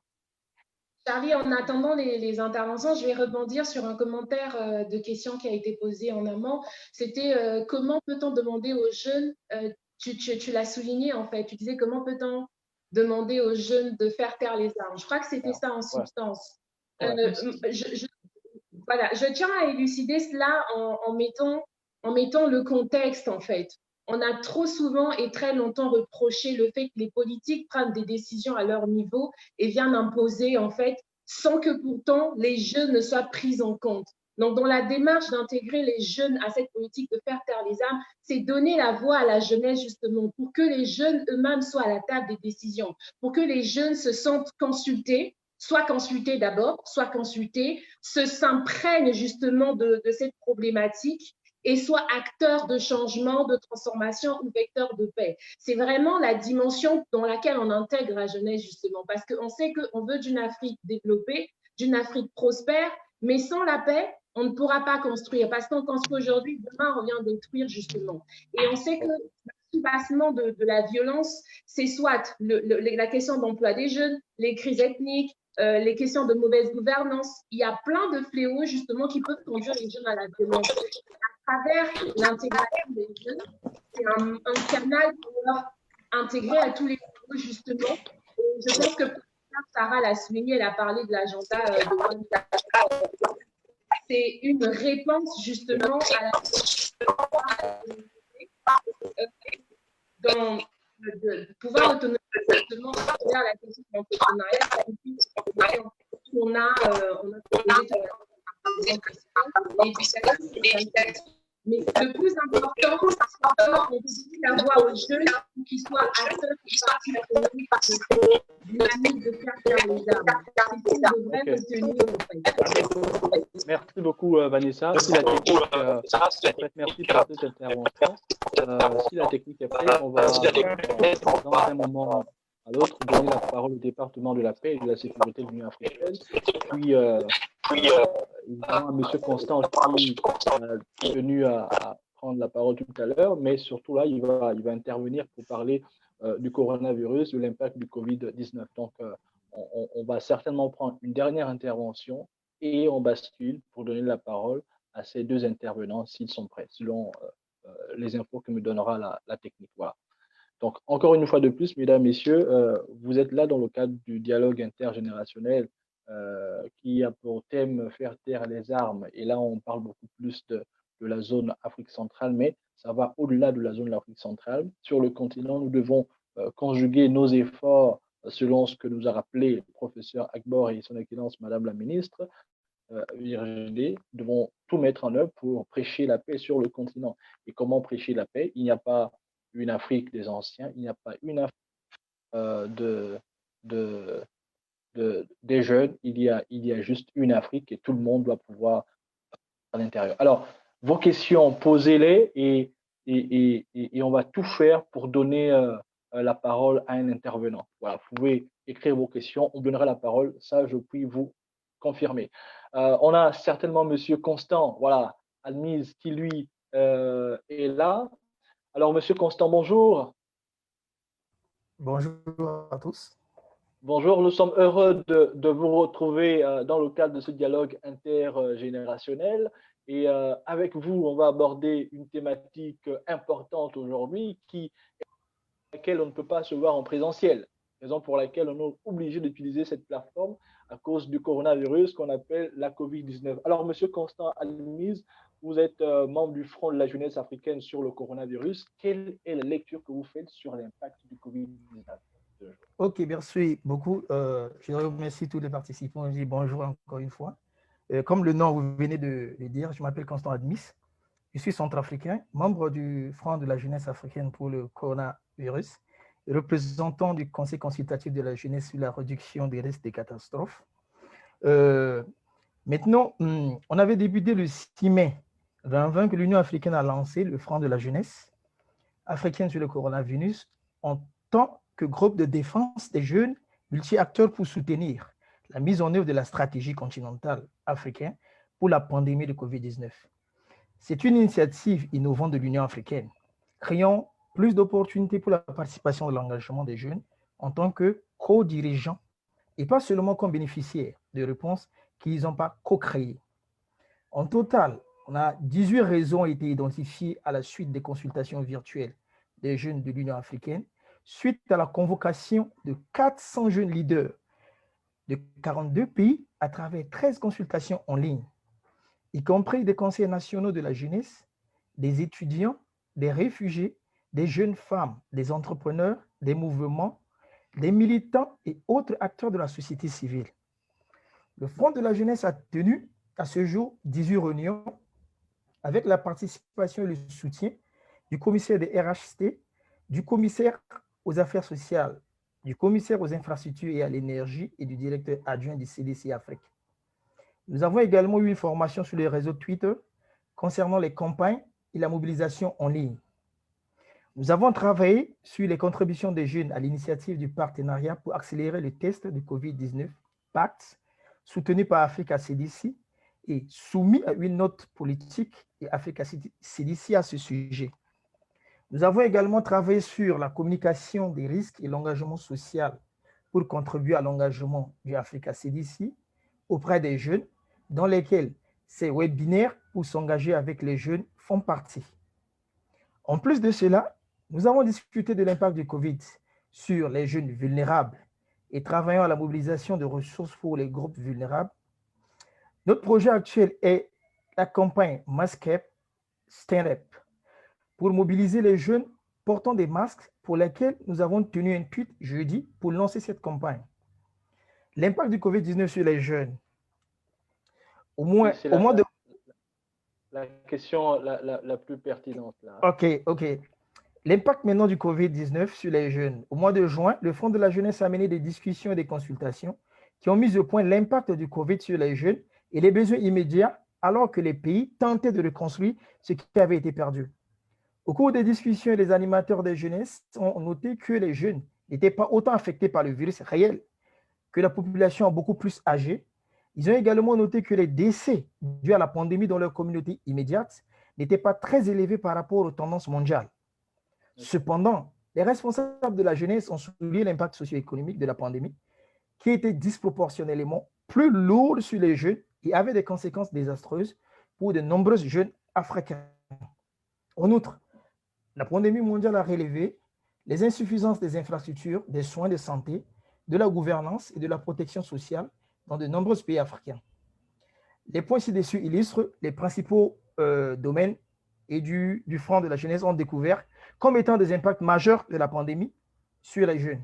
Et à l'interruption de l'éducation, un membre du Front de la jeunesse africaine, la Fédération des associations africaines des étudiants en médecine, a noté que l'éducation de bon nombre de leurs membres avait été interrompue, car de nombreuses institutions ne disposaient pas de structures nécessaires pour soutenir l'apprentissage hors classe. Dans les comtés où l'apprentissage en ligne a été tenté, l'accès de ces étudiants était un défi constant en raison de mauvaises connectivités Internet et des coûts élevés, du manque d'électricité et des environnements domestiques peu propices. Chômage en hausse, le travail dans le secteur informel et la condition économique standard de la plupart des jeunes en Afrique. Les représentants ont noté qu'en raison des verrouillages imposés, de nombreux jeunes avaient perdu leur source de revenus car les jeunes étaient principalement impliqués dans cette forme d'emploi vulnérable. Une autre découverte a été relevée, le licenciement de nombreux travailleurs, même dans le secteur formel, alors que les entreprises fermaient ou réduisaient leur main-d'œuvre pour faire face à la réduction de l'activité économique et des revenus. violences sexistes. Les rapports ont mis en évidence une augmentation significative des violences dans de nombreux pays africains, comme le Nigeria, où les cas signalés de violences sexistes ont augmenté de 56%, après seulement 2 semaines de verrouillage. Ils ont noté que ces cas étaient en augmentation, de nombreux survivants étaient piégés avec leurs agresseurs et n'ont aucun accès limité à un soutien et à des soins externes. L'aggravation des conditions des jeunes vulnérables. Un autre impact noté a été la détérioration de la situation économique des jeunes vulnérables qui ont eu des difficultés d'accéder à la nourriture, aux soins financiers et aux soins de santé en raison des mesures mises en place pour freiner la propagation de la pandémie. Une chose importante à ressortir de ces consultations était le fait que les jeunes demandaient une approche radicalement différente pour faire les choses. Alors que le pays tente de reconstruire, Covid a relevé de nombreuses failles systématiques et des injustices sociales. Ils ont également souligné l'importance de co-création et de faire partie du processus de reconstruction. Les besoins urgents les plus importants ont été résumés comme suite. C'est presque terminé, s'il vous plaît. Le co-leadership intergénérationnel, la révision et l'amélioration systématique et non collective ponctuelle à court terme, services de soutien à l'éducation et à la rentrée scolaire, emploi et soutien économique, services de soutien psychosocial adaptés aux jeunes et fondés sur le genre, soutien immédiat et aide sociale pour les populations vulnérables, couverture sanitaire universelle, y compris le soutien en santé mentale. Je tiens à souligner à nouveau l'importance du co-leadership intergénérationnel tel que préconisé par l'envoyé de l'Union africaine. Nous, les jeunes, nous ne voulons pas être simplement des bénéficiaires ou des personnes à charge. Nous voulons être co-leaders et co-créateurs des réformes pour mieux reconstruire nos sociétés. Merci beaucoup, M. Charlie, de m'avoir donné cette opportunité. Merci, M. Constant. Alors, je vais juste vous prendre pour une dernière phrase. On voit que là, c'est un constat que vous avez fait sur l'impact du Covid sur la jeunesse. Si il fallait résumer tout ça en une phrase, en termes de solution, quelle est la solution que vous préconisez à l'endroit des autorités pour pallier à toutes ces carences observées? En une phrase, monsieur. En une phrase, c'est-à-dire que mettre en pratique les conseils et les mécanismes donnés par les grandes institutions ainsi que le gouvernement afin de sauver des milliers de vies. En ne laissant pas les jeunes de côté, en mettant les jeunes au centre comme les co-créateurs et les co-participants pour éradiquer cette pandémie. OK. Réfléchir, proposer, non pas sans les jeunes, mais avec les jeunes, pour que véritablement on sorte de cette crise. Merci beaucoup, M. Constant Admis, qui fait un travail formidable depuis la Centrafrique sur la question et le coronavirus. Alors, je vois qu'il y a beaucoup de personnes qui veulent intervenir. Je prends, André, 2 questions, puis par la suite, ces 2 questions, on va laisser le professeur Sarah donner son point de vue, et après, on va terminer cette belle, ce beau webinaire, allais-je dire, ou bien cette belle séance de communication, de partage entre nous. Alors, s'il y a 2 interventions, on va prendre les 2 questions. Alors, comment voulez-vous qu'on lutte contre la violence, quand on prêche pour faire taire les armes, si nous n'arrivons même pas à prendre, je ne sais pas, est-ce que la technique peut m'aider pour qu'on puisse avoir 2 interventions et juste après, Charlie, on donne la parole au professeur Sarah. Charlie, il faut préciser le nom de la personne qui va intervenir. Donc, si vous précisez le nom, l'équipe peut aider. Ah, OK, merci beaucoup. Est-ce qu'on peut me remettre les questions? Et là, je vais donner... Il y a un monsieur Corée, je ne sais pas trop qui, depuis là, ne cesse de réagir. Il dit il ne fait que lever la main. Hein. Donc, si vous avez des questions, posez-les maintenant. Comme ça, la technique va prendre votre question et l'adresser au professeur Sarah. La parole est à vous, messieurs, mesdames. N'ayez crainte. Hein. Voilà. On a Venance. Voilà. Venance qui souhaite intervenir. Et on a Cléché. Voilà.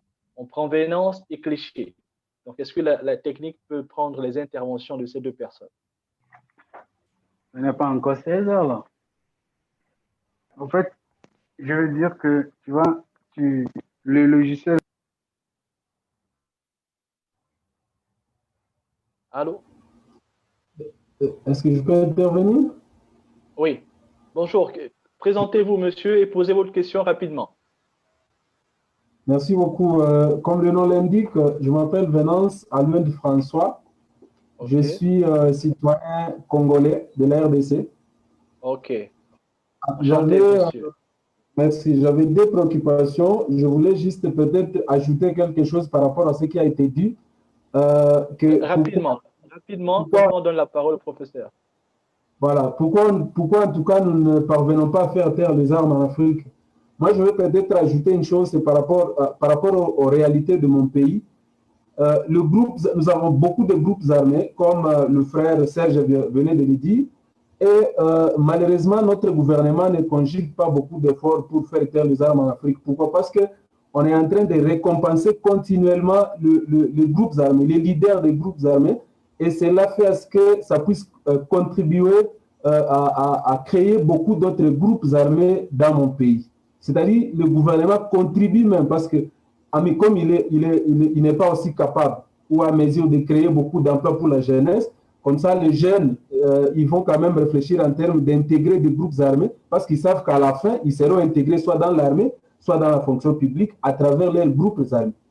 Voilà, ça c'est la première préoccupation. La deuxième, c'est une question posée au département de la jeunesse qui vient d'organiser cette session, ce webinaire.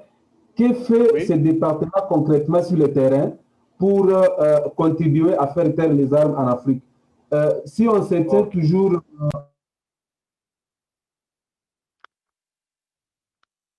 C'est bon, Monsieur Venance?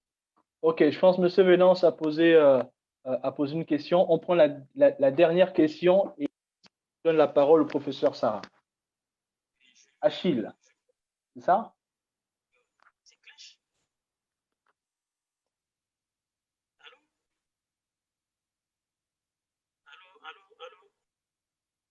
Oui, allô, je suis là. Allô?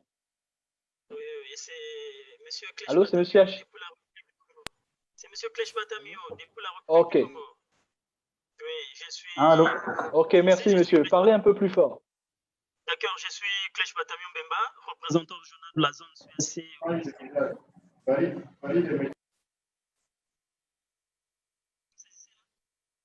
J'ai du mal à vous entendre, Monsieur Klech.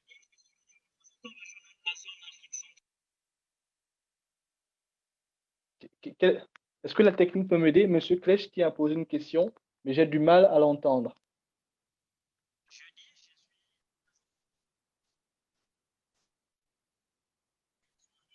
Je pense qu'on n'arrive pas à voir Monsieur Klech parce que j'ai du mal à l'entendre. Alors, professeur Sarah, je m'en vais vous donner la parole. On a Monsieur Venance qui, à l'instant, a eu à prendre la parole et a tenu à préciser deux points. Le premier point, c'est qu'il a l'impression que les gouvernements récompensent toujours les groupes armés. Et donc, c'est l'une des raisons pour lesquelles les groupes armés sur le continent ont beaucoup plus de force et ont la capacité de toujours prendre des jeunes et les mettre à l'intérieur.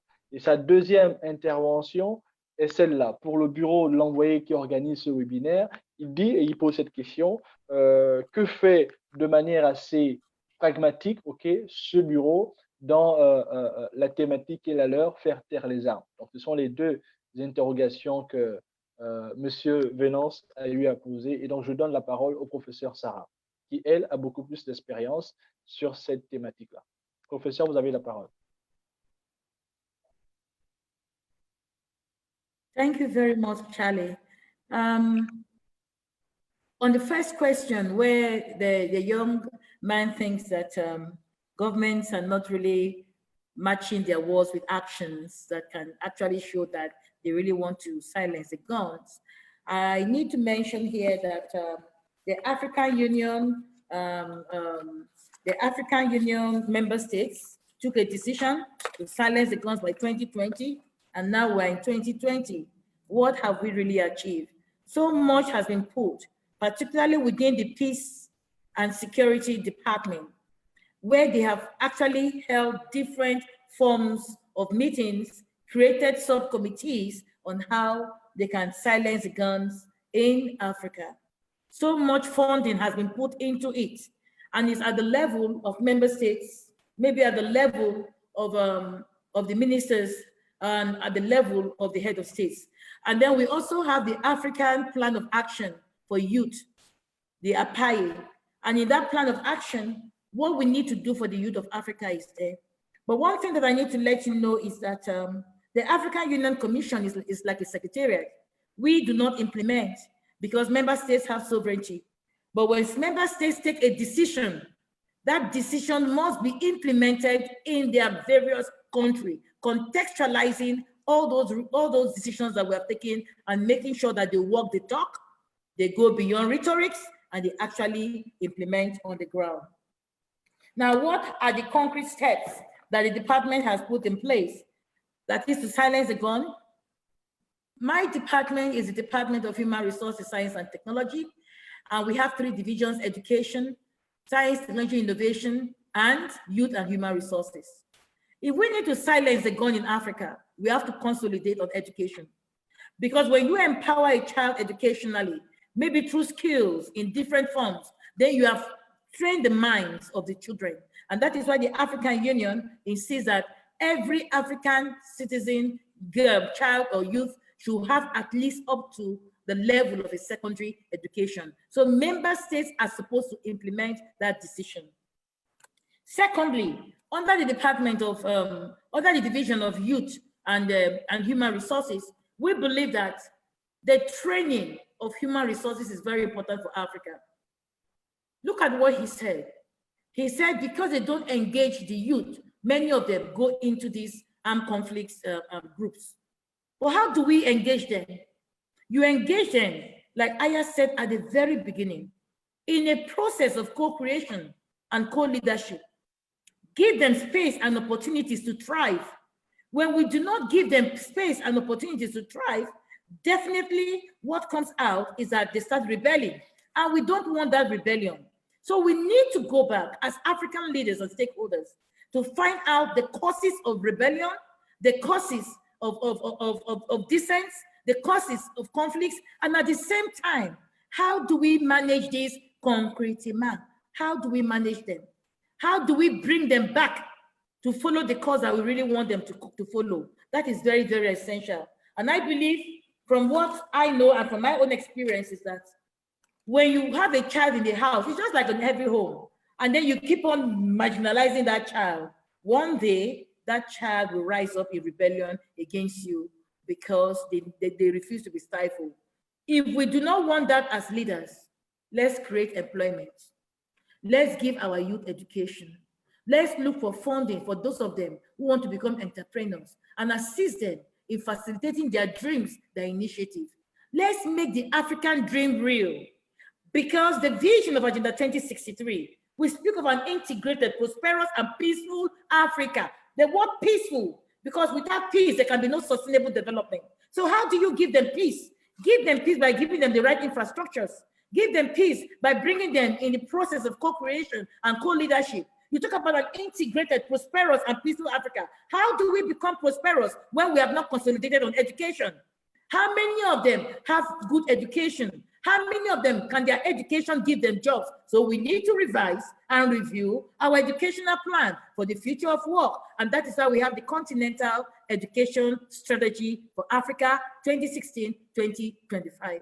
I need to mention that Agenda 2063 is a 50-year plan divided into 5 phases of 10 years each.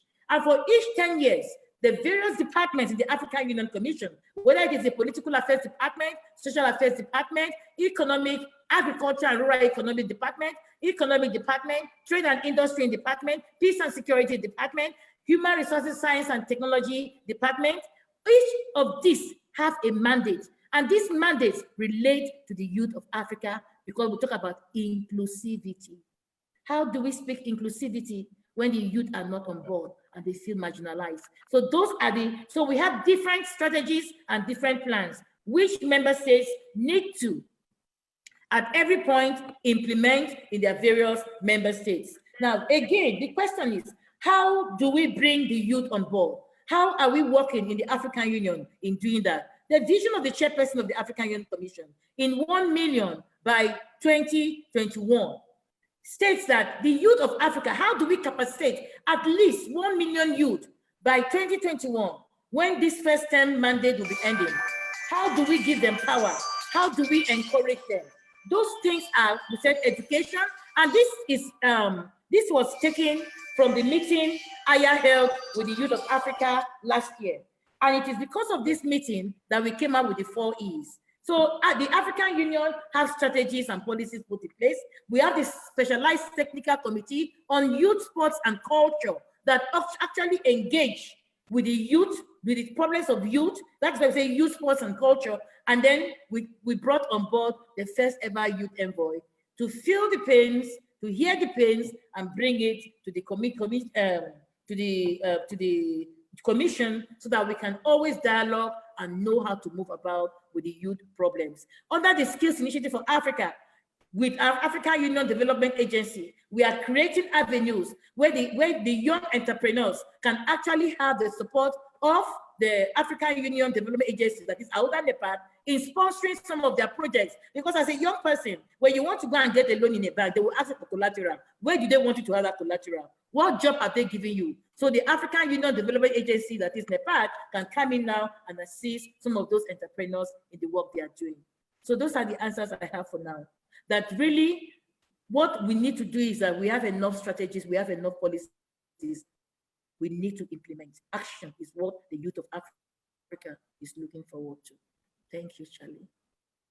Oh, thank you, professeur. Merci beaucoup, professeur Akbor. C'est un réel plaisir de vous écouter et de voir non seulement l'énergie que vous avez, mais surtout l'amour que vous portez pour ce continent et pour cette jeunesse qui doit plus que jamais être la priorité des gouvernements, car encore si on ne met pas au centre des priorités la jeunesse, c'est clair qu'on aura toujours ces mêmes difficultés auxquelles nous sommes assujettis. Encore merci beaucoup, professeur. À présent, mesdames, messieurs, je tiens à vous préciser que nous sommes ce webinaire. On espère, ma foi, que vous avez apprécié. Juste le temps pour moi de donner encore un dernier mot à quelques intervenants, le mot de fin. Et s'il y a des questions, ben, écoutez, on va poursuivre les conversations sur les différentes plateformes du bureau de l'envoyé.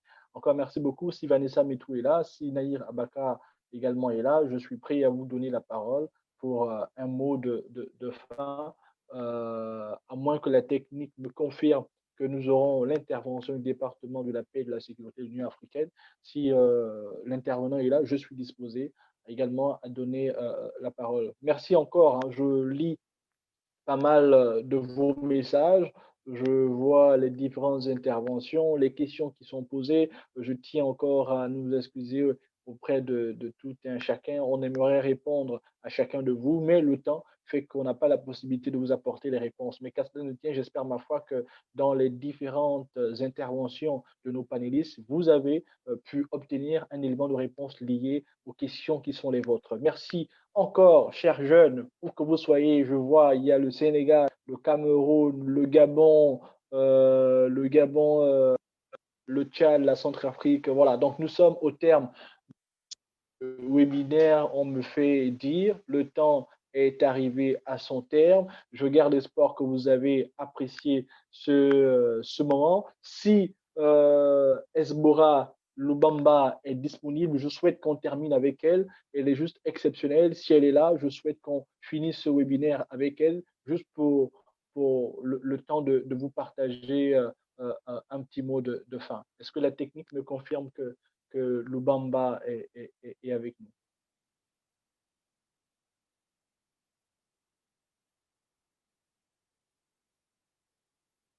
Je patiente juste le mot de la technique.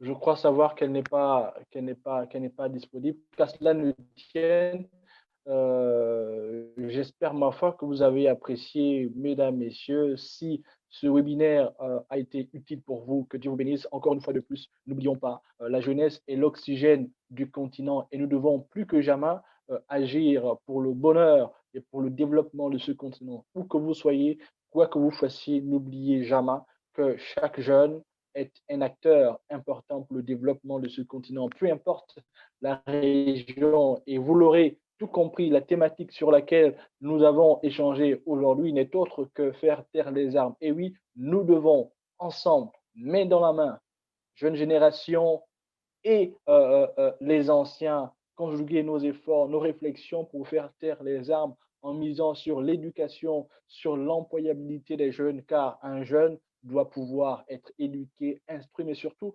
obtenir un emploi pour subvenir à ses besoins et être à l'écart de tous les vices auxquels la société peut lui imposer voilà, son dictat. Encore une fois de plus, merci beaucoup à tous et à chacun. Je garde espoir que vous avez apprécié. Je tiens à remercier les organisateurs, en tête desquels Madame Aya pour son leadership ainsi que toute son équipe. On espère, ma foi, que très prochainement on sera ensemble. Merci beaucoup et que Dieu vous bénisse. À la prochaine. Ciao, ciao.